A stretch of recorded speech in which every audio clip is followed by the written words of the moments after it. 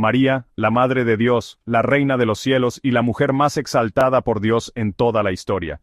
Sin embargo, mientras la Iglesia Católica ha mantenido esta verdad desde el inicio del cristianismo, el protestantismo la ha reducido a un papel secundario, negándole el honor que Dios mismo le otorgó.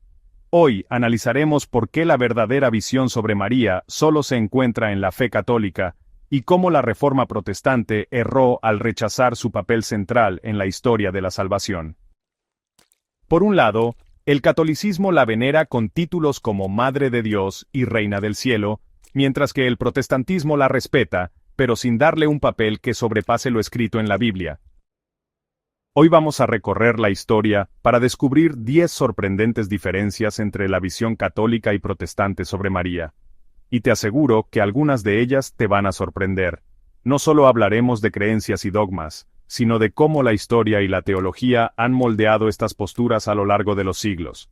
Quédate hasta el final porque entenderás por qué los reformadores protestantes rompieron con la veneración mariana que vemos en la Iglesia Católica hasta el día de hoy. Para empezar, hablemos de la presencia de María en las Escrituras. En la teología católica, aunque aparece pocas veces en el Nuevo Testamento, cada mención es clave y está cargada de significado. La Anunciación en el Evangelio de Lucas no solo marca el momento en que el ángel Gabriel le anuncia que será la madre del Mesías, sino que también resalta su disposición total a la voluntad de Dios con su famosa respuesta, «Hágase en mí según tu palabra». Su presencia al pie de la cruz en el Evangelio de Juan la muestra acompañando a Jesús en su sufrimiento, en un momento en el que muchos de sus discípulos ya habían huido. Además, pasajes como las bodas de Caná, donde intercede ante Jesús para que realice su primer milagro, y su presencia en Hechos de los Apóstoles, donde se la menciona orando con los discípulos después de la ascensión de Jesús, son interpretados como indicios de su papel fundamental en la historia de la salvación y en la vida de la Iglesia naciente. Los protestantes argumentan que la Biblia no ordena la veneración de María, pero ignoran pasajes clave que demuestran que Dios mismo la ha exaltado. En Lucas capítulo 1 versículo 48, María profetiza, «Desde ahora todas las generaciones me llamarán bienaventurada». Sin embargo, ¿cuántos protestantes realmente la llaman bienaventurada? En su rechazo de la veneración mariana, han ignorado las propias palabras de la Escritura y han minimizado el papel de la Madre del Salvador, cayendo en una visión incompleta del cristianismo. De hecho, los protestantes argumentan que Jesús mismo parece minimizar su importancia en ciertos pasajes, como en Mateo capítulo 12, versículos 48 a 50, cuando afirma que su verdadera familia son aquellos que hacen la voluntad de Dios.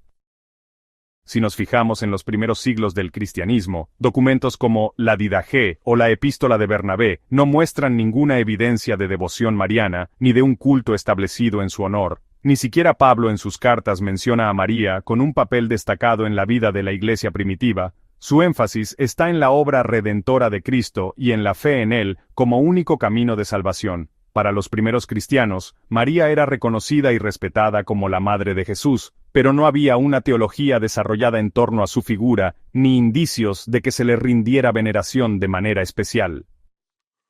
Pero eso cambió en el siglo II. En este período, los cristianos comenzaron a enfrentarse a herejías como el docetismo, que negaba la humanidad de Cristo. Si Jesús solo era un ser espiritual que parecía humano, ¿cómo encajaba su nacimiento? Aquí es donde María se vuelve crucial.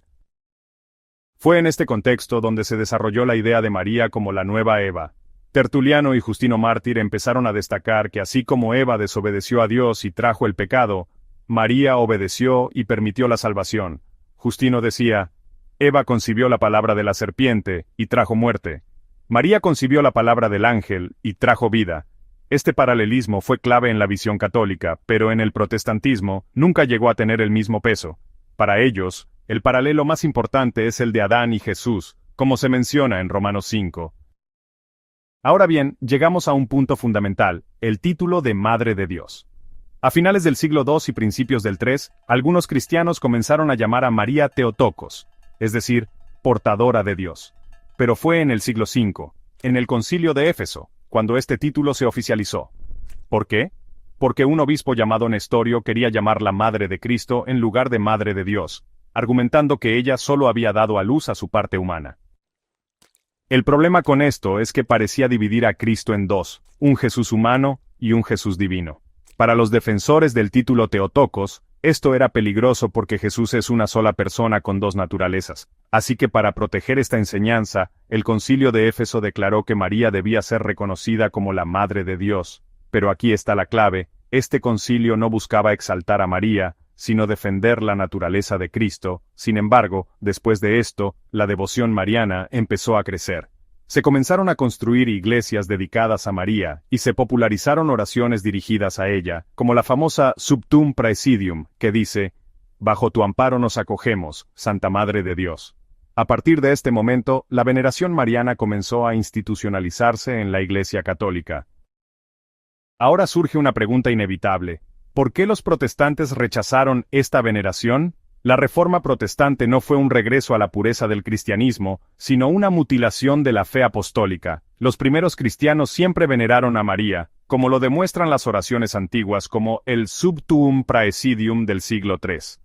Lutero y los reformadores, en su rechazo de la tradición, optaron por borrar siglos de enseñanza cristiana y eliminaron la devoción mariana. La verdad es clara, el protestantismo no descubrió una fe más pura, sino que se apartó de la verdadera fe recibida por los apóstoles. Lutero llegó a decir, «Tus oraciones, oh cristiano, me son tan queridas como las de ella». Es decir, María no tenía un acceso especial a Dios que cualquier otro creyente no pudiera tener.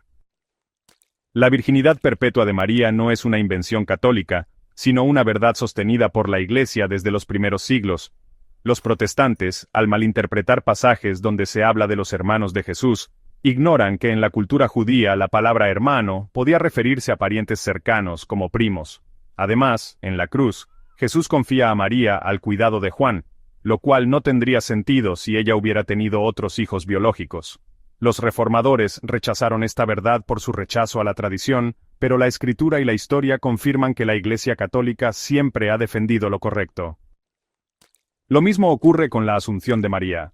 En el catolicismo, se enseña que María fue llevada al cielo en cuerpo y alma, pero esta creencia no fue declarada dogma hasta 1950. Para los protestantes, esto es otra muestra de cómo la tradición católica ha ido añadiendo doctrinas sin base bíblica.